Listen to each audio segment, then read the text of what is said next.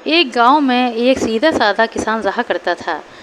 छोटा सा जमीन का टुकड़ा था उसके पास, वह भी सूखा। उसका गुजारा कठिनाई से चलता था।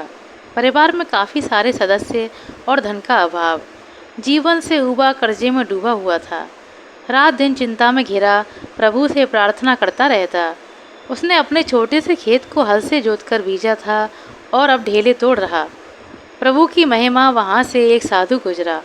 हाथ में एक अजीब और अनेक कोणों पर मुड़ी हुई लाठी जैसे सांप हो, गर्दन में लटका झोला, कमर में घुटनों तक कपड़ा लपेटे और एक हाथ में कटौती। साधु ने किसान के मिट्टी से सने शरीर से पसीना बहते देखा। साधु को देखकर किसान ने भी ढेला तोड़ना बंद कर दिया और आश्चर्यचकित होकर उसे टुकुर टुकुर देखने लगा। साधु ने उसे अपने पास आने का संकेत किया। किसान हौले हौले कदमों से बढ़ता हुआ उसके पास पहुंचा और कहा, क्या कहते हो महाराज? साधु बोला, तुम्हारे पास चिलम तो नहीं? मैं चरस का सूटा लगाना चाहता हूँ। किसान को उसकी भाषा समझ में नहीं आई। साधु को भी लगा कि इसे मेरी भाषा समझ में नहीं आती है, अतः उसने इशारों से चिलम पीना और धुआं छोड़ना ऐसा संकेत दिया। किसान को अब समझ में आ गया कि साधु हुक्का चाहते हैं। किसान संकेत करते हुए साधु को एक वृक्ष की छाया तले ले गया और वहाँ उसे अपना मिट्टी का हुक्का दिखाया। उसने हुक्के में पास ही बहती छोटी सी कुल्लिया को ताज़ा पानी से भरा और प्रेम से साधु के सामने रख दिया। अलाप से एक मिट्टी के टूटे बर्तन के टुकड़े पर अंगारे ले आया। साधु यह सब देख रहा था और उसे किसान की हालात पर बहुत तरस आ रहा था। वह उसका आतिथ्य देखकर प्रसन्न भी हो रहा था।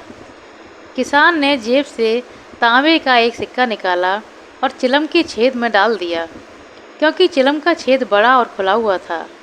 यह जंग लगा पैसा भी उसने अपने खेत से ही पाया था। साधु ने चरस की एक गोली निकाली और तम्बाकू के साथ कुछ और मिलाकर चिलम में भर दिया। चिलम पर दहकते अंगारे रखकर वह आकाश की ओर देखते हुए कश लगाने लगा। धुएं के बादल उठे और साधु की आंखें दहकते अंगारों से भी लाल हो गई। किसान को संबोधित करते हुए वह कहने लगा, आप गरीब हैं, आप गरीब हैं। किसान को इसका अर्थ समझ में नहीं आया, पर गरीब शब्द सुनकर उसने हाँ में हाँ सिर हिलाया। हाँ, मैं बहुत गरीब हूँ। इसी के साथ साधु उठ खड़ा हुआ, किसान को प्रणाम किया और चलता बना। किसान ने उसे जाते हुए दूर तक देखा और फिर किसान ने चिलम खाली की। जंग लगा पैसा जो पहले लाल था, अब पीला यानी सोने जैसा बन चुका था। उसी समय उस ओर उस गांव का सुनार आ गया। किसान ने सुनार से कहा, अरे सुनार जी, ज़रा यहाँ आइए और इसे देखिए। किसान ने यह मजाक में ही कहा था। सुनार किसान के पास आया और पूछा, किसे देखूं? किसान ने पैसा दिखाया। सुनार बैठ गया, कसौटी जेब से निकाली और पैसे को पूरी तरह परखने लगा और कहा, ठीक है, शुद्ध है, क्या इसे बेचना चाहते हो? किसान ने कहा, हाँ, मुझे पैसों की आवश्यकता है। सुनार ने 111 रुपये निकाले और किसान को देने लगा। किसान हैरान हुआ और सुनार से बोला, अजी मजाक क्यों करते हो? मैं मजाक क्यों करने लगा, लो 5 रुपये और देता हूँ, बस इससे अधिक ना दूंगा, सुनार ने कहा। किसान को लगा कि सुनार मजाक कर रहा है, इस तांबे के पैसे का इतना मोल। जब सुनार 5 रुपये और देने लगा तो किसान ने भगवान का नाम लेके पैसे लिए। सुनार उठ खड़ा हुआ और सोने का सिक्का लेकर वहाँ से चल दिया।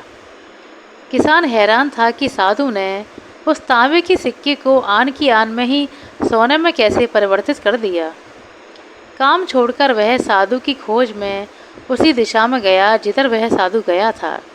दिन ढलने से पहले उसने एक स्थान पर साधु को लेटे नींद में मस्त पाया। उसे पाकर वह बहुत खुश हुआ और उसके जागने की प्रतीक्षा करने लगा। साधु किसान को देखकर आश्चर्यचकित हुआ।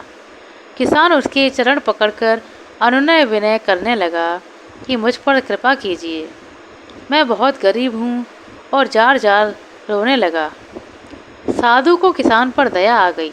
उसने कहा, तुम्हें मेरे साथ 7 दिनों तक रहना होगा। किसान तैयार हो गया।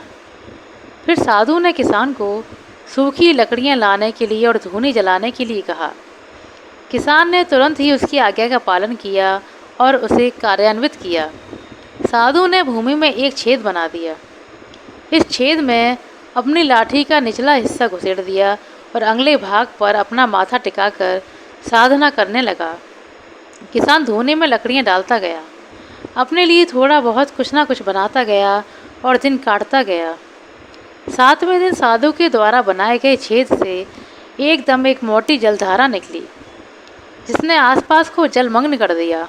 किसान यह देखकर दूर भाग गया और चकित होकर देखने लगा कि यह क्या माजरा है। फिर जल गायब हो गया और साधु ने किसान को इशारों से अपने पास बुलाया। किसान साधु के पास आया। साधु ने उसे एक गोल ठीकरा दिया और कहा, लो, यह तुम्हारे लिए समुद्र से लेकर आया हूँ। इसे घर में किसी संदूक में रख देना। तुम मालामाल हो जाओगे, संपन्न हो जाओगे। पर एक बात याद रखना कि इसे खोना नहीं। साधु के अच्छी तरह से समझाने पर किसान ने ठीकरा अपनी जेब में रख लिया और साधु से विदा लेकर अपने घर की ओर चल पड़ा। मीलों मील चलने के बाद उसे एक ज्योतिष दिखाई दिया। किसान को ख्याल आया, क्यों ना मैं इस ज्योतिष को अपना ठीकरा दिखा दूं। उन्हें शायद ज्ञान होगा कि इस ठीकरा के रखने से मेरा कल्याण होगा या नहीं।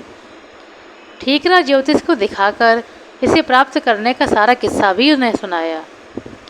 ज्योतिष समझ गया कि इस ठीकरे में कुछ शक्ति है और किसान से कहने लगा कि इसे एक रात मेरे द्वारा भी अभिमंत्रित करने की आवश्यकता है। किसान बहुत नादान था और वह ज्योतिषी के कहने में आ गया। यह ज्योतिष किसान का ही पड़ोसी था। घर पहुंचकर किसान ने अपनी पत्नी को सारा वृतांत सुनाया। एक दिन बीत जाने पर किसान ज्योतिषी के पास अपना ठीकरा लेने गया। ज्योतिषी मुखर गया और उल्टे उससे कहने लगा कि तुम क्या बकवास करते हो। किसान ने बहुत कुछ कहा और चिल्लाया, पर किसी ने उसकी नहीं सुनी। लोगों ने उससे कहा कि तुम पागल हो गए हो। वह बहुत पछताया और परेशान हो गया। सोच विचार करने के बाद फिर से साधु की खोज में निकल पड़ा। पूरे एक दिन की खोज के बाद उसे वो साधु मिल ही गया और रोते रोते उसने सारा किस्सा सुना दिया। किसान ने साधु के पैर पकड़ लिए और फिर से बहुत अनुनय विनय की। साधु मन ही मन कहने लगा कि यह नादान है जो ठीकरा उसके हाथ में दे दिया। विवश होकर साधु ने किसान से तुरंत आग जलाने के लिए कहा। साधु ने आग में अपना चिमटा लाल सुर्ख कर दिया और पूरी शक्ति से उसे जमीन में गाड़ दिया। चिमटे के गड़ते ही ज्योतिष साधु के पास धड़ाम से गिर गया। साधु ने उससे कहा, अरे नीच, तुमने सीधे साधे इंसान को क्यों लूटा? यह बेचारा गरीब है, अभावग्रस्त है। ज्योतिष पर जैसे वज्रपात हो गया और वह भगवान का जाप करने लगा। जेब से ठीकरा निकाल के दिया और बाल बाल बच गया। किसान ने अपना ठीकरा लिया और साधु से विदा लेकर चल पड़ा। ज्योतिष को दंड मिला कि वह पूरे 1 महीने तक जंगल से अलाव के लिए सूखी लकड़ियां इकट्ठी करके लाएगा, तभी उसकी जान बख्श दी जाएगी। किसान 1 महीने में ही अपने क्षेत्र का बहुत बड़ा व्यापारी बन गया। ज्योतिषी जब वापस लौटा तो हैरान हो गया और पछताया। वह किसी को भी मुंह दिखाने लायक नहीं रह गया था, क्योंकि उसे उसके कर्म का सबक मिल चुका था। आशा करते हैं दोस्तों आपको हमारे द्वारा सुनाई गई छोटी सी कहानी अच्छी लगी होगी। कहानी पसंद आई हो तो कृपया लाइक कर दें, शेयर कर दें। चैनल पर नए हैं तो सब्सक्राइब कर लें। अपना कीमती समय देने के लिए बहुत बहुत धन्यवाद। मिलते हैं अगले वीडियो में, तब तक के लिए नमस्कार।